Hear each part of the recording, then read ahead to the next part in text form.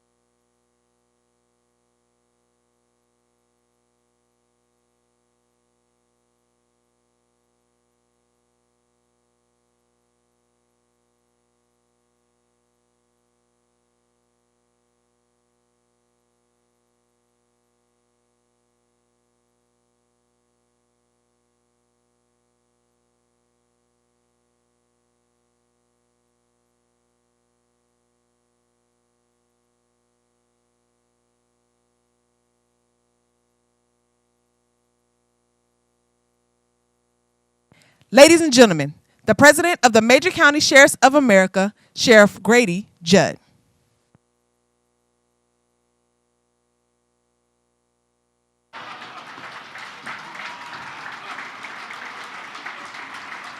And you thought it was the president, right? Law enforcement officers across this country are heroes who stand in the gap every day between good and evil. You see, when people need help, they don't call Uber, they dial 911, and we always respond. We sincerely appreciate President Trump, who continuously and publicly supports the law enforcement officers across this great nation. Ladies and gentlemen, please join me and welcome the President of the United States, Donald Trump.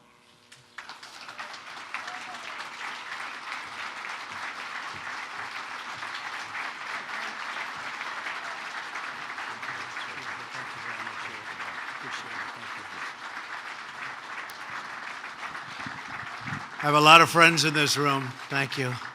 That's a very fancy looking table. A lot of very powerful people sitting around that table. Thank you very much, everybody, and thank you, Sheriff Judd, a friend of mine for a long time, for those kind words and for your outstanding leadership of the major county sheriffs of America. That's an important group of words. You've done an incredible job. I also want to thank your Vice President, Sheriff Peter Katujian, as well as the leaders of the major cities, chiefs associations, and Houston Police Chief Art Acevedo. Where's Art? What a job you've done, Art. I'm proud of you. Thank you, Art, very much. Appreciate it. And Phoenix Chief Jerry Williams. Where's Jerry? Stand up, Jerry. Great job. Thank you, Jerry. We're grateful to be joined as well by Acting Attorney General Matt Whitaker. Matt? Fantastic, Matt. They all appreciate the job you've done, and so do I, Matt. Very much. Thank you very much. It's an honor to address so many amazing police chiefs and sheriffs and superintendents from our nation's largest cities and counties. Together, you represent hundreds of thousands of extraordinary law enforcement officials and personnel all across our nation. I've come to deliver a very important message from the American people to you. Thank you. That's their message.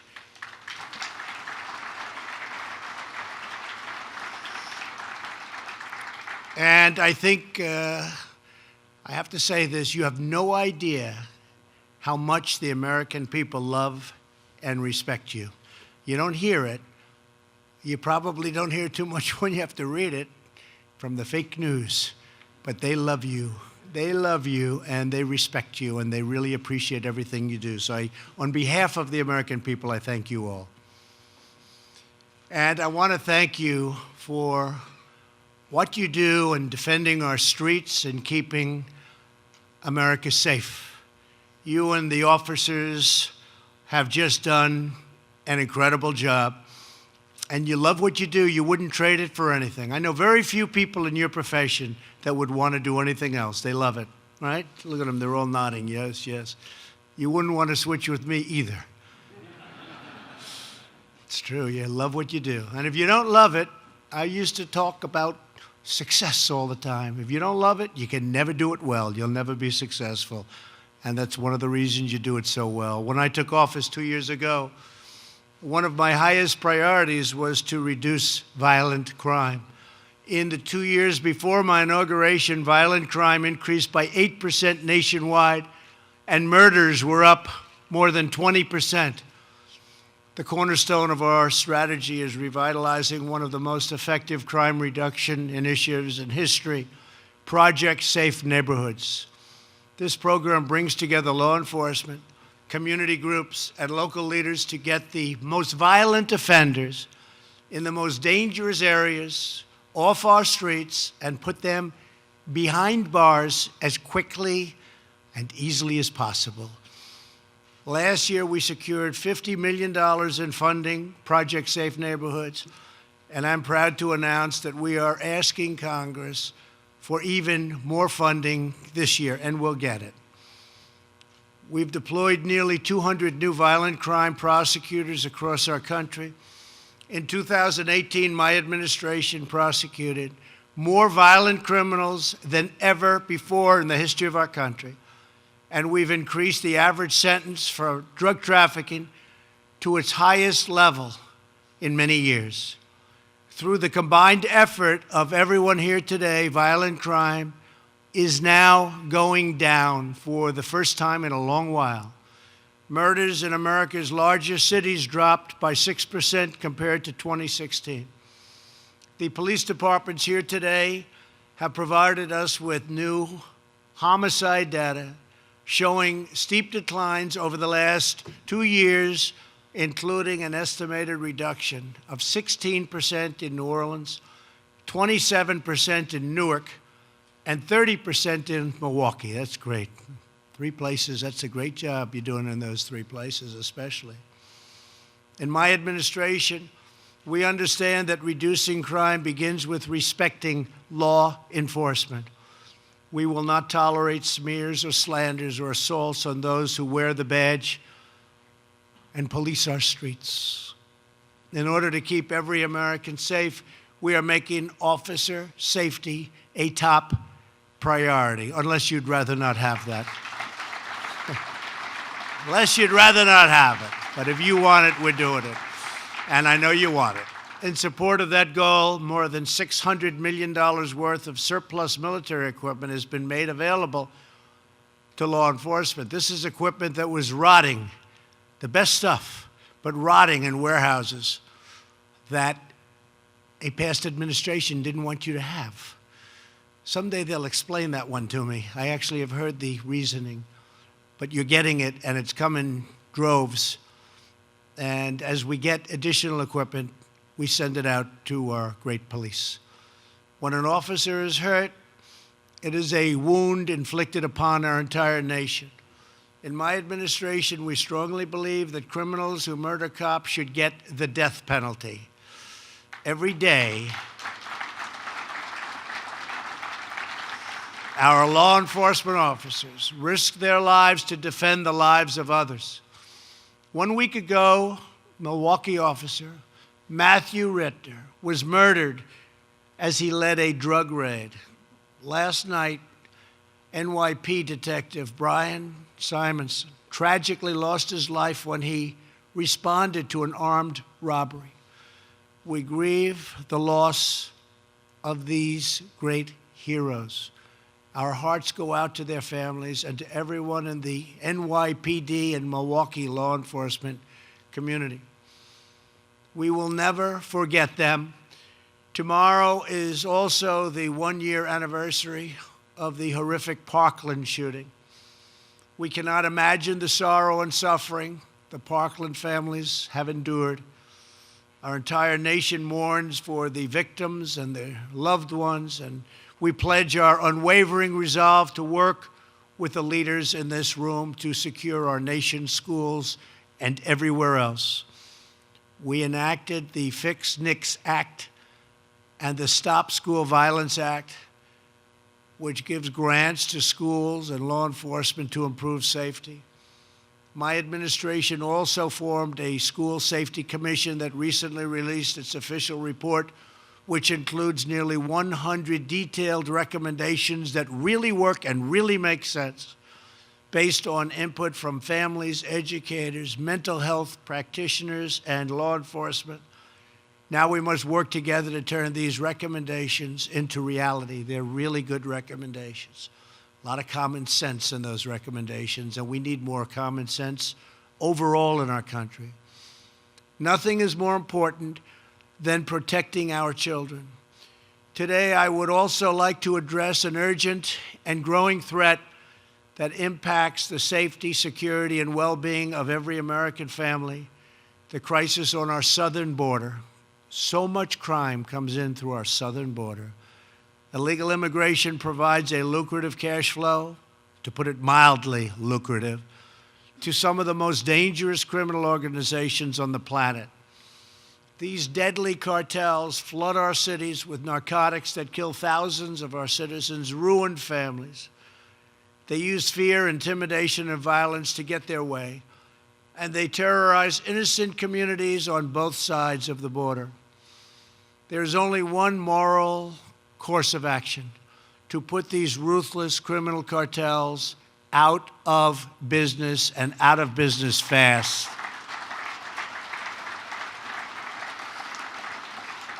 Just 2 days ago, with the help of DEA, ICE, and the FBI, we have such incredible people, and you saw this. Federal prosecutors secured a conviction against the leader of the Sinaloa cartel, Joaquin Guzman, or El Chapo. He is now looking at a lifetime behind bars, and I have to say the prosecutors did an incredible job. Eastern District, incredible job.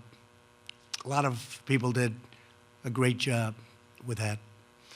But to defeat these transnational gangs, we must fully and completely secure the border. That means more law enforcement, closing legal loopholes, ending catch and release, ending sanctuary cities, and finishing the border wall, which we will do, We're very far along, building a lot of it right now as we speak. As we review the new proposal from Congress, I can promise you this: I will never waver from my sacred duty to defend this nation and its people. We will get the job done. The wall is very, very on its way. It's happening as we speak. We're building as we speak in the most desperately needed areas. And it's a big wall. It's a strong wall. It's a wall that people aren't going through very easy. They're going to have to be in extremely good shape to get over this one. They would be able to climb Mount Everest a lot easier, I think. But it's happening. And we have other things happening, too. We're strengthening up the ports of entry. We're using tremendous technology, including drones, but tremendous technology. But it all hinges around the walls, because you don't have the walls, the technology is almost useless. It is the core responsibility of government to establish and enforce clear rules for entry and admission into our great country. These immigration laws exist to protect our families, our communities, and the security of our entire nation. When these laws are violated, innocent Americans, including millions of hard-working legal immigrants, are left to pay a very heavy price. When we surrender control of our nation's borders to coyotes and smugglers, heartache and suffering are the inevitable result. One of the most tragic consequences of our unsecured border is the terrible scourge of human trafficking and sex trafficking that so many of you folks help and work so hard to stop. But you know, with the internet, it's at the highest level they say it's ever been in the history of the world. It's not just United States. It's in the history of the world, the internet. So many good things happen with the internet, but bad things happen too. We must use every resource at our disposal to stop this evil once and for all. The incredible patriots at Homeland Security are on the front lines of this vital effort. Every day, the courageous men and women of CBP are rescuing women and girls from trafficking, blocking deadly shipments of weapons and drugs, and tracking down and removing violent criminals who threaten our people. In the last 2 years alone, our brave ICE officers have made 266,000 arrests. Think of that. And these are arrests of criminal aliens, including those charged or convicted of approximately 100,000 assaults, 40,000 larcenies, 30,000 sex crimes, 25,000 burglaries, 12,000 vehicle thefts, and these are new numbers, brand new numbers, 11,000 robberies, 4,000 kidnappings, and 4,000 murders. 4,000 murders. Yet, despite their heroic public service, ICE and Border Patrol are subjected to relentless partisan attacks from those on an extreme edge of the political spectrum. It's called the radical left, and they're going further and further left all the time, and that's not good. It's not good for what you do. We condemn these attacks on law enforcement, and we salute the heroes who keep us safe. Uncontrolled borders not only endanger our communities, they endanger the men and women who protect our communities. America will never forget the heroes we've lost, like Corporal Ronell Singh, who was ruthlessly gunned down by an illegal alien on the day after Christmas. He left behind a wife and a beautiful 5-month-old son. I got to know his brother, and his brother's a fantastic young man who is totally devastated. Not one more American life should be lost because our nation failed to secure its borders. Every American in every community and from every walk of life has a right to live in security and to live in peace. That is my highest priority as president. And that is the sacred calling and noble mission of every leader in this room. Nobody does a better job. Here with us today is Sheriff John McMahon from San Bernardino, California. Ever since he was a young boy, John wanted to follow his great-grandfather's footsteps and become a law enforcement officer.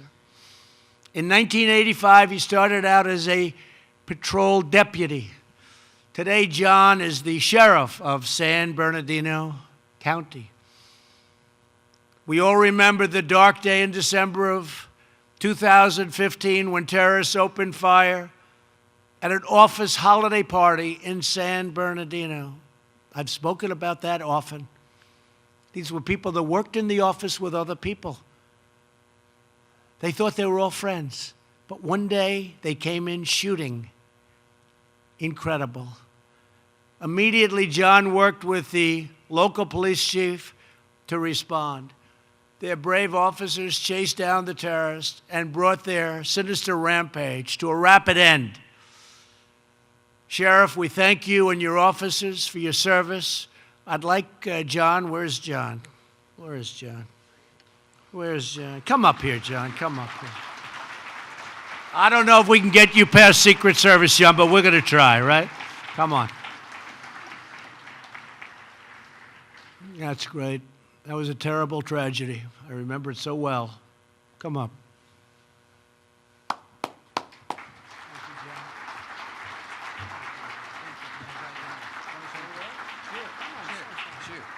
Sure. A little bit taller than I am. Thank you so much for your kind words, Mr. President. And I will tell you, your support for law enforcement is incredible. And we all in this room thank you for what you've done for us. The relationships we have with our federal law enforcement partners are absolutely incredible, better than they've been in my 34-year career. But I think the true heroes, and we have to remember this, are the men and women who we all get to work with each day that put on the uniform and go do the job of protecting and serving all of the communities we're responsible for. Thank you so much, Mr. President. Thank you very much, John. Congratulations. I appreciate it. He did a good job. He didn't know he was going to do that. It's always dangerous to have somebody come up and speak. You never know. It can be very dangerous. Thank you very much, John. Great job. We're very proud of you. As first responders, our nation's police and law enforcement officers race to the scene in times of tragedy, including natural disasters, giving everything they have to protect the lives of others. And I've often heard, because I think it's an incredible statement, to protect the lives of people they don't know in many cases. They don't know these people. But they love these people and they want to protect their lives. It's pretty incredible.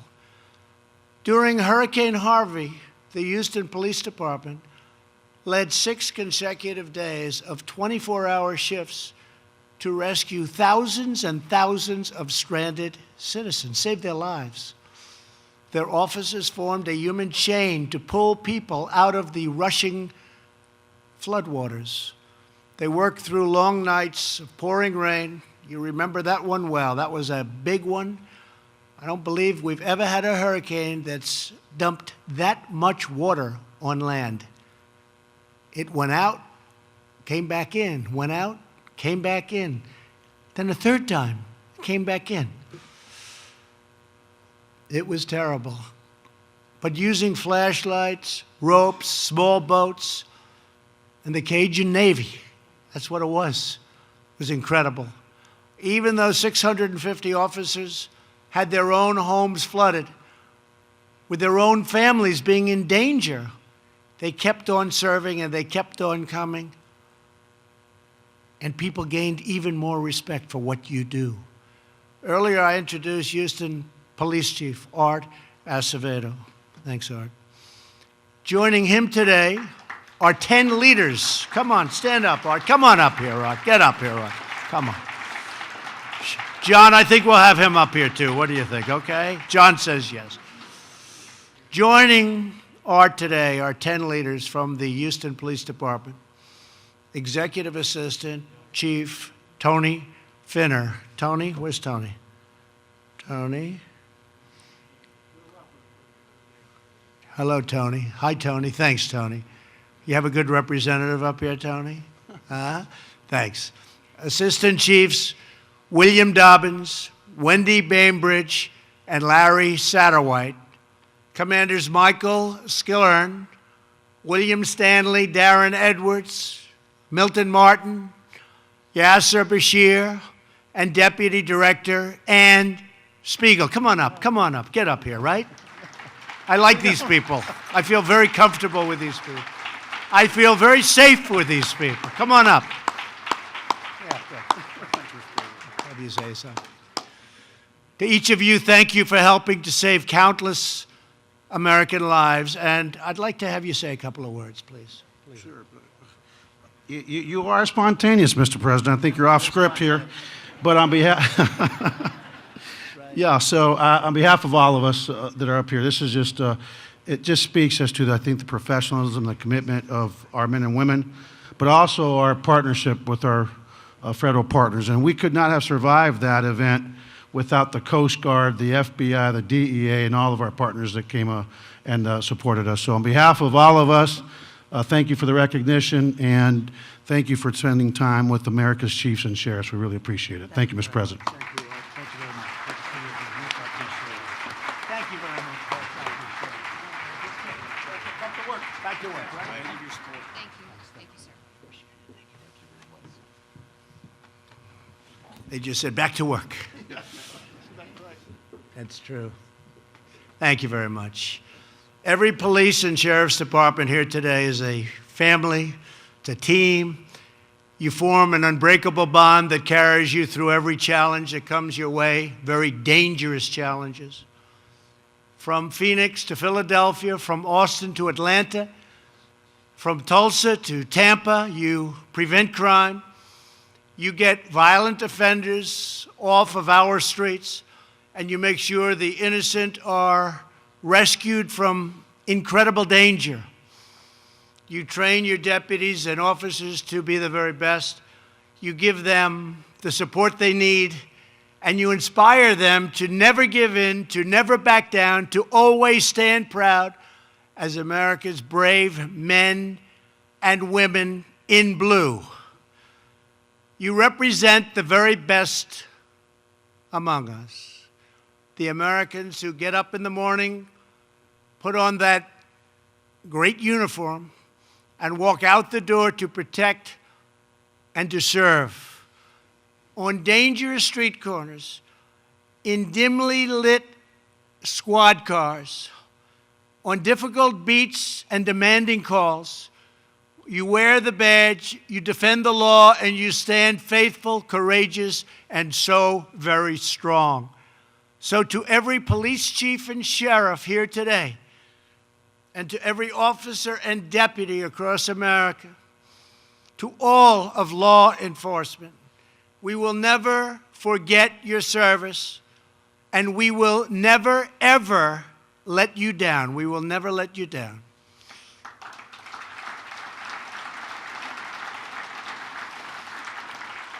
We greatly respect you, we love you, and we thank God for you each and every day. Thank you very much. God bless you, and God bless America. Thank you all. Thank you.